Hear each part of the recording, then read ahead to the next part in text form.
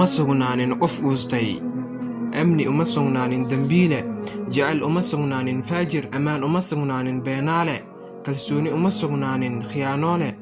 faraha noloshu waa dhool caddayn, jecelkuna waa albaabkeeda, derbiyadeedu waa ammaanka, iimaankuna waa iftiinkeeda. ka yeel farxadda mahadnaq, murugadana sabir ka yeel, aamusnaantaadana fikir ka yeel, awaagana xuska rabbi ka yeel, noloshana dhaacda rabbi ka yeel. qofkii badiya ku dhex jirka dadka way ihaanaysanayaan, qofkii bakhiil ku noqdana way liidayaan, qofkii u dulqaatana way weynaynayaan, qofkii u baahdana way nacayaan. shalay way dhimatay, maantana way ku raad joogtaa, berrina maba dhalanin. saacad keli ayaad haysataa, ka yeel daacada rabbi. waa walaalkii Mohamed Rabiic oo idinla jecel khayrka iyo wanaagga. wassalaamu calaykum waraxmatullaahi wabarakaatuh.